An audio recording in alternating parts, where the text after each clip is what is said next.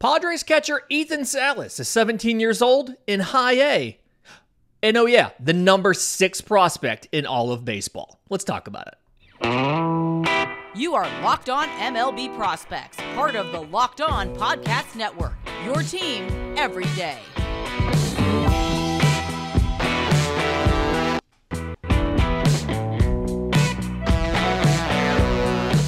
Yes, welcome on in to Locked On MLB Prospects, your home for all things minor league baseball. I'm your host, Lindsay Crosby, freelance baseball writer and podcaster. Thank you for making this your first listen every single day. We're probably part of the Locked On Podcast Network, where it's your team every day. And I want this to be your show. If you have ideas, questions for our Monday mailbag,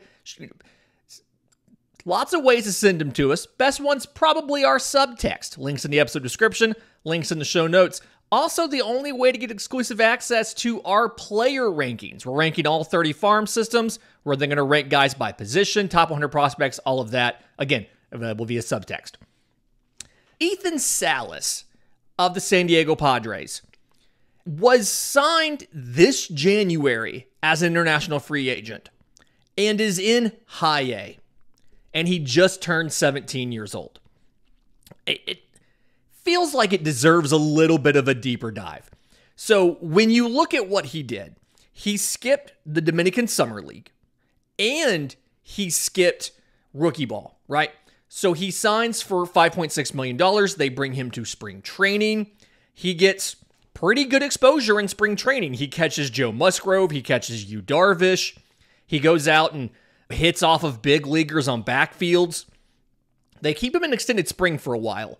And then they send him to low A. And so his age 17 year, but still 16 years old, he goes to low A Lake Elsinore. And he holds his own. 48 games for Ethan Salas in low A, single A Lake Elsinore. 267, 350, 487. 9 home runs, 22 extra base hits. 24 walks to 57 strikeouts, and 5 for 7 on stolen bases. It is not completely unprecedented for a player this young to be in full season ball, but it's rather surprising. So he was born in Kissimmee. He's the younger brother of Jose Salas of the Marlins, and somehow is better than his older brother.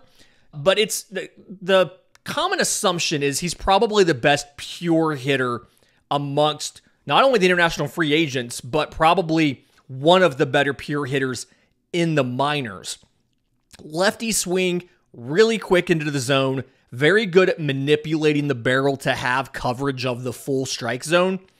And because his approach is so advanced, he has good pitch recognition, he has good swing decisions, he has good plate coverage, that he optimizes the most of his contact. Now, he doesn't have the ridiculous raw power that we've seen from other international free agents or we've seen from other players, but, I mean, his slugging was 487 in Lake Elsinore, and he obviously has the ability, as he physically matures and gets older, to put on more. He's listed at 6'2", 185. I have not seen him in person, so I cannot tell you whether or not that is correct, but he's 17 years old. He turned 17 on June 1st. He has time to do more physical maturity. And you have a hitter that, from the hit tool perspective, is rather advanced. From the power tool perspective, has everything set up to be successful once you just increase the raw power that he has. Now, I've mentioned a lot on this show about how catchers take a long time to develop, especially prep catchers, and this is an international catcher. He's very athletic, and a lot of the scouting reports have the caveat of, for his age, his blocking, his receiving, his throwing mechanics are all good. The belief is that as he naturally gets a bit stronger, his arm will get a bit stronger, and so he'll probably end up a plus arm as he naturally gets strong. He does have pop times under 2 seconds, under 1.9 seconds in games because his transfer is very good and his release is very quick. It's a shorter arm action to get the ball out. But he's not, it's important to remember, as good as he still isn't a finished product. So he was in the California League, youngest player there. We commonly mention age to level, right? 17 years old. He was 4.5 years younger than the average player in the California League. But he did, despite being the youngest player, he did lead it with a 121 WRC plus, was actually the player of the month for July. He had a 366 average in July. And so they promoted him to high A. He is still a teenager. We have to remember that. And he is still a prep teenager catcher. And so he had 10 pass balls and 22 starts as a catcher because he's still working on a lot of that. But he is very advanced for his age. I mentioned that this is not entirely unprecedented, but it's been a long time since we've seen something like this. Kind of going back, 2013, Julio Urias pitched at age 16 for Low A Great Lakes.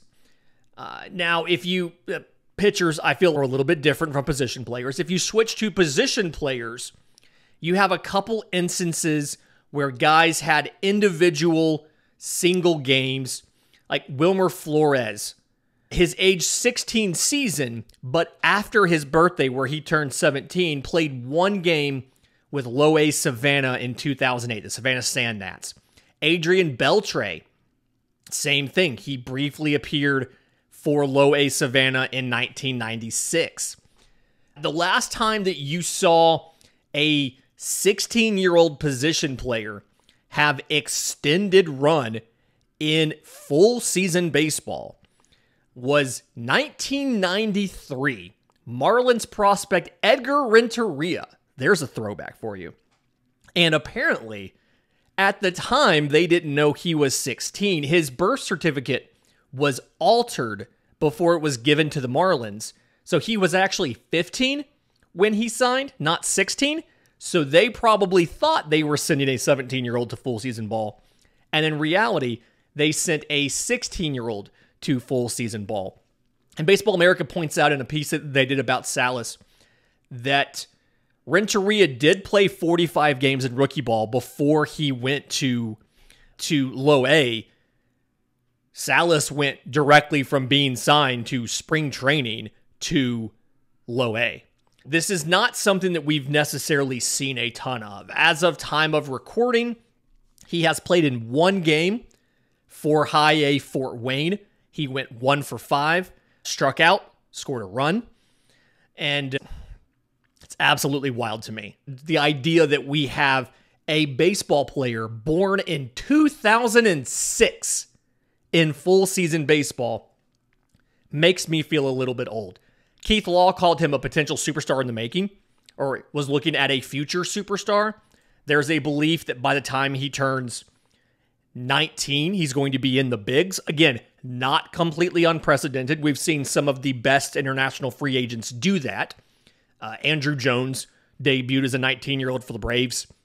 Juan Soto was pretty young when he got up. That's a little more common there than you get from something like a prep player. You don't get a lot of prep players who make the bigs at age 19. But either way, it is absolutely wild. The belief, and I think it was Keith Law that said this, had him as a high contact, high average hitter who would be a plus defender and could at least hold his own from a power perspective. And the thought of that in the bigs in a year and a half, I think, is a bit wild to me. I'm assuming you'd see end of the season 2024, cup of coffee, do a 2025 Rookie of the Year race. I don't know how effective a rookie catcher, or how effective a catcher is going to be in a Rookie of the Year race. We saw Adley Rutschman give it a shot.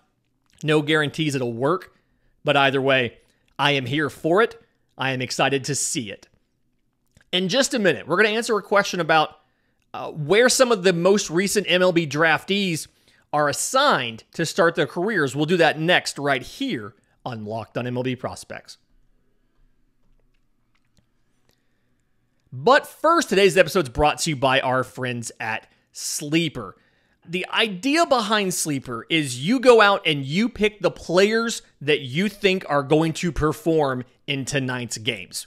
You choose 2 or more players you like. You pick more or less on their stat categories: home runs, strikeouts, hits, and more. If you get your picks right, you could win big. But what is unique about Sleeper is dynamic payouts are now live. Each player projection has a multiplier attached to it, as opposed to a preset multiplier based on how many guys you have entered in this contest. The idea here is you can get better returns for going out and choosing guys who have worse odds of doing whatever stat you have selected. The idea here is if you're using a different app, it doesn't matter how likely this guy is to beat the projection. You have the exact same return, whether or not he's super likely or not at all likely. On Sleeper, you can get higher payouts than the other apps will give you on less picks. So use promo code LOCKEDON. You'll get a $100 match on your first deposit. Terms and conditions do apply. See Sleeper's terms of use for details. But they're currently operational in over 30 states. So remember, use promo code LOCKEDON and you'll get up to a $100 match on your first deposit. Check out Sleeper today. Okay, so we were asked recently about the process to getting some of these draft picks into the minor leagues and how it works. And on the show, we had talked about it's like any other job. You go to headquarters. In this case, it's where your spring training complex is. And you have orientation, you have HR meetings, you talk about payroll, you have all of your required learnings you have to do about sexual harassment and all of that stuff. But eventually, when you're a baseball player, you get to play baseball games. And looking at the first round, those guys are split up now into 2 different groups. It's not exact, but for the most part, you have your college players who spent some time in rookie ball and are now in a full season affiliate. And then you have your prep players who are in rookie ball still and will probably stay there for the rest of the year. Look at some of the top of the draft here is a really good example. You've got 4 outfielders in your first 5 picks. Dylan Cruz, number 2 out of LSU to the Nationals. Wyatt Langford, number 4 out of Florida to the Texas Rangers. Both of those guys spent some time in rookie ball, and they are at a full season affiliate. Dylan Cruz is in Single A Fredericksburg. He went 5 for 20 he has 2 home runs, 5 RBIs at the time of recording, 1 walk, 4 strikeouts, and 1 for 2 on stolen bases. He both has a 4-hit game, and he has a grand slam. So, wild. And then Wyatt Langford is in High A Hickory with the Rangers. Just hit his first home run in his 3 games. He's 5 of 13 with a home run, 3 doubles. So 4 of his 5 hits are for extra bases, 4 RBIs, 1 walk to 3 strikeouts. That's the typical pattern you'll see for a college hitter, a college position player, is they'll spend a little bit of time at the complex level to make sure that they're good to go, and then they'll be in a full season affiliate.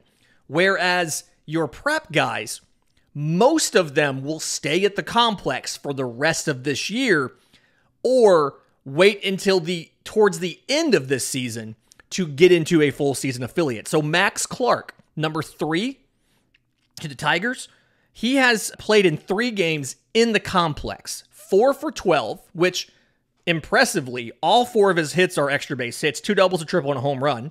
1 walked, 4 strikeouts, 0 for 1 on stolen bases. He's got 5 RBIs. You love that. And then Walker Jenkins, 4 games at the complex level, 7 of 16, a home run and 2 doubles, a walk to 2 strikeouts, and 3 of 4 on stolen bases. One of those 2, I can't remember who it is, one of those 2 faced off against Paul Skeens on Thursday morning in Skeens' first outing. And we'll get to him in the 3rd segment. But That's the kind of thing that you'll do as a prep hitter, is you'll be at the complex for a while. And going through the first round, just about everybody, not everybody, but just about everybody is already assigned. Catcher Blake Mitchell, picked number 8 by the Kansas City Royals, the prep catcher out of the state of Texas. He is at the complex level. 6 games in, he's 4 of 15 with a double, 7 walks to 6 strikeouts. By comparison, Jacob Wilson of the Oakland A's, the shortstop out of Grand Canyon, he has 6 games in high A. 4 of 18, 2 doubles, 2 walks, 4 strikeouts. I think that's almost the same number of strikeouts he had in his entire college season this year. As you go down the list, a lot of the guys follow that pattern. Tommy Troy out of Stanford, number 12 to the Diamondbacks, 7 games in high A, 5 of 27, a double, a home run, 3 walks, 7 strikeouts, 1 for 1 on stolen bases. Right behind him, Matt Shaw out of Maryland to the Cubs at pick number 13, lucky number 13. Also in high A, 6 games, 7 of 24, a double and a triple, no home run yet. 2 walks to 4 strikeouts, 1 for 1 on stolen bases. By the way, don't be worried about any of these stat lines at all, because everything is so weird for these guys, right? They had their college seasons. Some of these guys had their prep seasons. They didn't play competitively for a while. Then they got drafted, and then they had to pick up and move. It's a whole mental thing, and these are incredibly small samples. If somebody's having a fantastic year or a terrible year, don't even necessarily worry about it. The sample size is so small, it does not even matter. But we're still going to talk about it because it's fun. Kyle Teal, the catcher that went to Boston at 14, they were lucky that they got the best catcher on the board because the Royals went prep catcher early, which was a weird choice.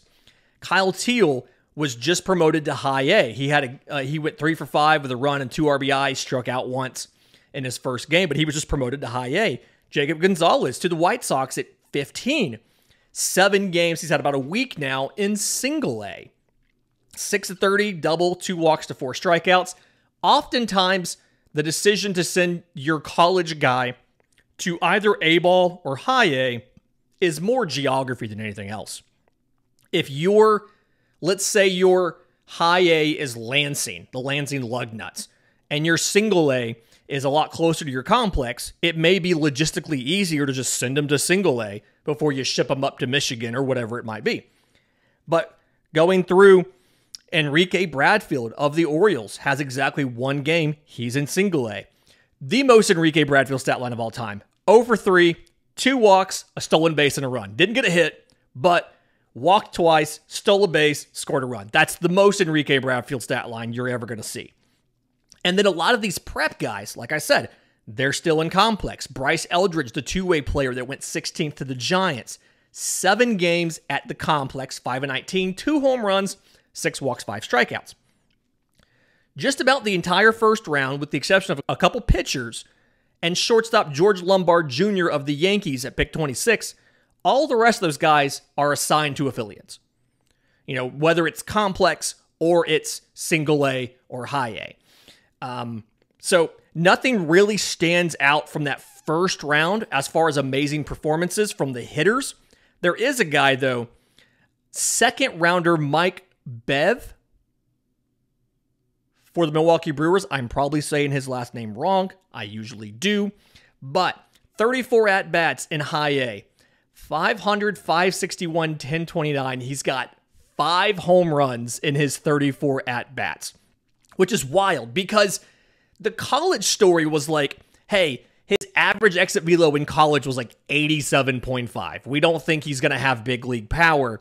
And he's already posted 6 balls with exit velos over 100 and 4 with exit velos over 105. You never really know what's going to happen. We're going to overreact to that small sample size, and we're going to throw him into our first-year player drafts in Dynasty. I specifically didn't talk about the pitchers in the first round, and there's a reason for that, and I'll tell you next, right here on Locked on MLB Prospects.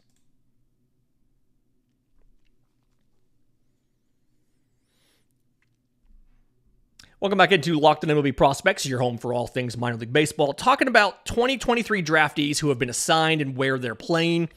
And we held the pitchers aside from this, other than the brief mention of Paul Skeens. And the reason is the timing of the draft being where it is in July makes it so much harder to get these pitchers active and in competitive games that matter. We did a whole show that had a whole segment that talked about fixing the draft, and it was more of a prestige of the draft standpoint. This topic was in there, but more about changing the timing of the draft for other reasons. And if you want to hear that, it's the July 18th episode. If you're on video, it's going to be up in the corner right here for you to click on and go watch that. But for baseball reasons, the reason having the draft so late in the summer like you do, what makes it tough is the layoff between these guys having their competitive seasons and when you actually can get them into your organizations. And so a lot of these pitchers, Chase Dollinger, drafted 9th overall by the Colorado Rockies, assigned to Complex League. I have not seen any stats where he has actually pitched in a competitive game. Baseball Reference didn't have anything for him. If they're out there, it's just tell Baseball Reference they didn't have it. Rhett Lauder of the Cincinnati Reds, number 7 overall, pitched in the College World Series, so his season went late into June. He is not only does he not have stats in games, he is not assigned to an affiliate, as I've been told by people with Cincinnati. He is not assigned to an affiliate as of now. And it's so hard to get pitchers ramped back up to have realistic and meaningful sample sizes in the rest of the year on their draft years. You can get them up. You can get them in games. Look at Paul Skeens. He pitched for the first time on Thursday, the day that I'm recording this, for Pittsburgh at the complex level. Now, he pitched 1 inning. He threw, I believe it was 11 pitches. 10 of them were fastballs. 8 strikes, 3 balls. He got, I think it was a ground out, a pop out, and a strikeout. But the point is, because these guys have this longer layoff, it's harder to get them up and get meaningful sample sizes for your pitchers unless it's somebody who either their season finished early enough where they were able to intentionally and deliberately throw bullpens and in essence keep themselves on an active throwing program, keep themselves hot so that they could pitch for their new team, or you have somebody who's a complete freak of nature like Paul Skeens and could probably just do this year-round without ever stopping because he's a machine that came from the future to strike guys out. There are a couple players that did stay up and stay active a bit and have been able to, despite having a long college season, have been able to pitch a bit this year. Hurston Waldrop for the Atlanta Braves. Came out of Florida, pick number 24. Obviously, they faced off against LSU in the College World Series championship round. And apparently, he kept up a standard throwing program. He hasn't really stopped throwing since the college season began. So he was able to get a 3-inning start in Single A, the Augusta Green Jackets, which, yes, is a Masters reference. If you were curious, Augusta Georgia, yes. But, so he pitched 3 innings. He gave up 3 hits, 2 runs. 1 of them was earned. Welcome to Single A baseball, folks. 1 walk with 8 strikeouts. The Braves saw enough. They've already promoted him to High A Rome. He'll be having, I believe he's lined up to start sometime, maybe, if not on Friday, then on Saturday or Sunday. Sometime this upcoming weekend, he's scheduled to have his second start. And some of the prep pitchers from this draft, Noble Meyer of the Marlins that went at 10 overall, he is in the complex. He threw 1 2/3 innings, 2 hits, 2 runs, 1 walk, 2 strikeouts. He's thrown a little bit as well. But for the most part, your pitchers have not had a chance to throw because by the time you build them up, unless you're planning on sending them to the Arizona Fall League, you don't have the time to build them up and get meaningful samples out of them. You can get 3 starts, maybe. You can get 3, 4, depending on how quickly you ramp them up, you can get 3 or 4 starts before the season's over. And then they have an off-season throwing program. They're probably working on stuff. It's I'm not saying it's completely useless to do it. You do get good info by putting these guys in a competitive environment and getting them in front of all of your pitching lab equipment, assuming your team has that. There is something to be said for getting them in that environment, doing the markerless biomechanical assessment while they're in a competitive environment and all that kind of stuff. But there is the question, and some organizations lean towards it's a lot of work and potential injury risk to get a guy ramped up to throw for a month and a half just to shut him back down again for the offseason. So we're not even going to worry about it. We'll just keep him at the complex. We'll have him do bullpens. We'll have him do live BP. We'll have him do side sessions. We'll start working on the throwing program stuff now and the changes we want him to make, and we'll plan on unleashing him next year for a standard-looking season. If you move the draft forward, you can get past a lot of those issues and make it a lot simpler as far as the season, what the timeline looks like, what the development opportunities are for these pitchers. If you move the draft to late June, either right there near the end or during the College World Series or right after the College World Series, where college pitchers, especially if they're in Omaha already pitching, could theoretically just keep on going. They could just extend their seasons out a bit more. And then if I am the Cincinnati Reds and I have Rhett Lauder and I get Rhett Lauder the week after the College World Series is over, he threw 10 days ago, I would rather go ahead and have him start throwing now, get some stuff out of him, and then choose to shut him down early versus getting him in late July, asking him to ramp up his throwing to get back into a competitive mindset of throwing, and then shut him back down. Because the injury is going to happen during the ramp up, right? Or the injury is going to happen during the competitive environment because the ramp up wasn't thorough enough, and that's where he's going to get hurt. So move the draft forward to the right there around the end of the College World Series. If it's a guy, let's say that he doesn't pitch after regionals. Okay, great. You had 2.5 weeks off. Now we're back into the season. You're probably in better shape when it comes for scouting visits anyway. Teams bring you in for workouts. You're probably in competitive shape anyway. Your workouts probably go a little bit better. And now you're ready to go. When we get you, we can have you pitch some, and then we can just shut you down early if we want to. Fantastic week this week. Remember, if you have questions for the mailbag, I'm on Twitter at Crosby Baseball. Show's on Twitter at Locked On Farm. You can email us. We have a Discord. Tons of different options. The best way by far is our subtext. Links in the episode description. Links in the show notes. Those folks not only get first priority in the mailbags and the show ideas, they also have exclusive access to our player rankings, the direct line to me for all their questions, all that kind of stuff. Until next time, enjoy the games this weekend, and remember, it's always a great time to pay a minor leaguer.